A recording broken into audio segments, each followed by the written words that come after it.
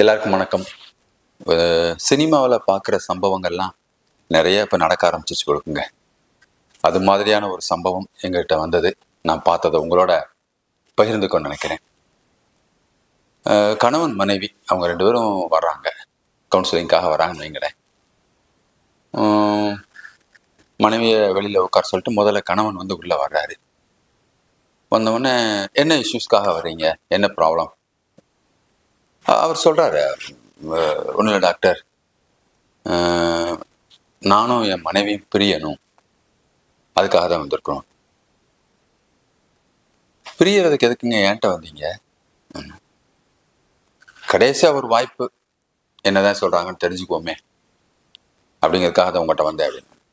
சரி, இதில் யார் பிரியன்னு நினைக்கிறீங்க, எதுக்கு பிரியன்னு நினைக்கிறீங்க அப்படின்னு சொல்லி அவர்கிட்ட கேட்குறேன். நான் தான் பிரியன்னு நினைக்கிறேன் டாக்டர். அப்படியா, எதுக்கு? எனக்கு அவளை ரொம்ப பிடிக்கும் டாக்டர், அதனால பிரியன்னு நினைக்கிறேன். என்னையா அது புதுசாக இருக்கு, பிடிக்கும்னு நினைக்கிற, அப்புறம் இருக்கா பிரியன்னு நினைக்கிற அப்படின்னு. அதனால தான் டாக்டர் பிரியன்னு நினைக்கிறேன்.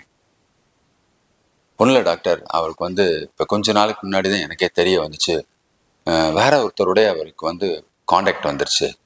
ஃபோனில் ரொம்ப பேசுகிறா, தனியாக போய் உட்காந்துக்கிறா. அதில் அந்த ஃபோனில் பேசுகிறது போது அவளுக்கு ஒரு பெரிய சந்தோஷம், அவர் ஃபேஸில் பயங்கர மகிழ்ச்சி அது தெரியுது, ஒரு ஹாப்பினஸ், ஒரு ஃபீலிங்ஸ் தெரியுது டாக்டர். கொஞ்சம் கொஞ்சமாக அப்புறம் பார்த்தா நான் தெரிஞ்சுக்கிட்டேன், வேற ஒருத்தர் கூட காண்டாக்ட் ஆயிடுச்சு, அது விரும்புகிறா பொழுக்க.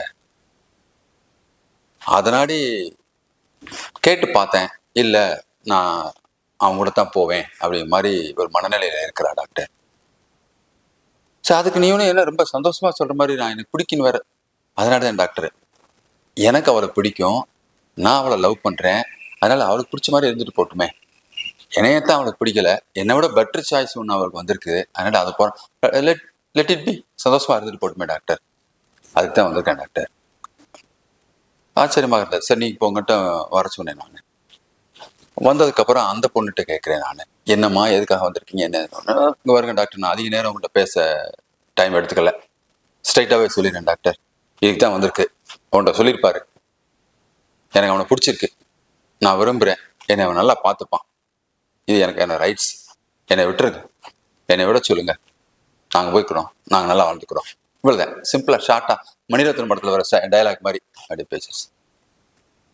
நான் இல்லைம்மா நல்லா பார்த்துப்பானா என்ன அப்படின்னா, ஆமாம் டாக்டர், என்ன நல்லா பார்த்துப்பான், அவன் கல்யாணம் ஆனவனா ஆகாதுண்ணா, கல்யாணம் ஆனவன், ஏம்மா அவன் ஒய்ஃபையே அவன் நல்லா பார்த்துக்கலையம்மா.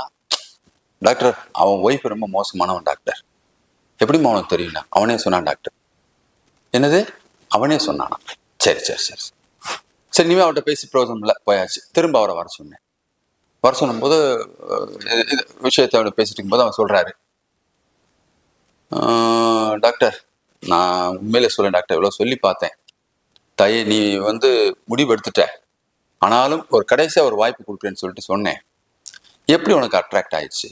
ஒன்று அன்பு, நட்பு, காதல், காமம். ஒரு பெண் ஒரு ஆணிடம் போகிறது, முதல்ல அன்புல ஸ்டார்ட் பண்ணியிருப்பீங்க, அது நட்பாக மாறி இருக்கும், இனிமேலும் பிடிச்சி போனவுடனே காதலாகி, அதுக்கப்புறம் என்ன ஆயிருக்கும், காமம் அப்படிங்கிற மாதிரி போய் இணைந்து வாழலாம் என்கிற முடிவுக்கு நீங்கள் சென்டிமெண்ட் ஆயிருப்பீங்க.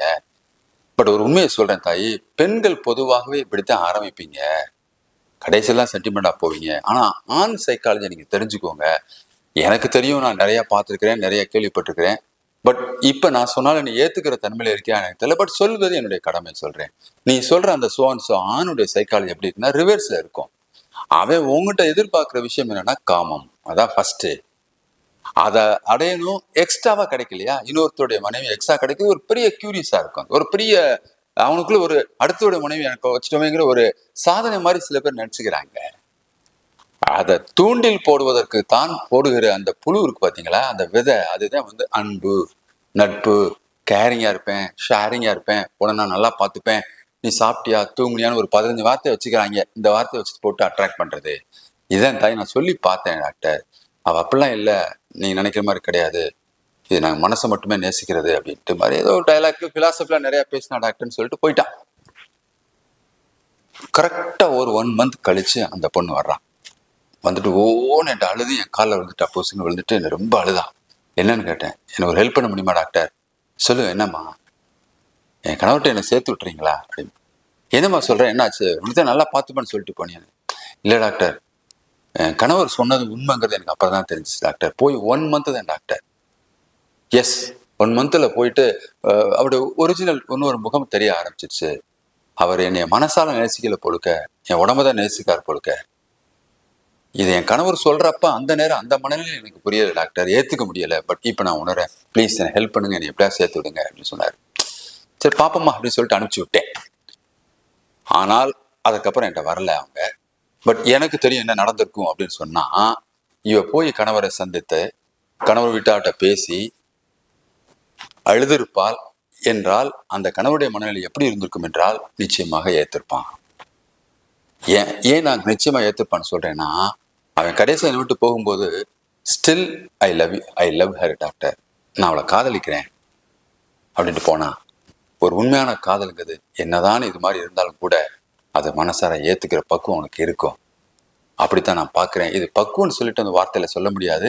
அவனுடைய நேசம் அது அப்படி இருந்திருக்கும். பட் நிஜமாவே அவங்க திரும்ப வரல. பல பேருடைய வாழ்க்கை இப்படி நடந்து கொண்டே இருக்கிறது. இது கவனத்திற்காக ஒரு விழிப்புணர்வுக்கான பதிவு. நன்றி, வணக்கம்.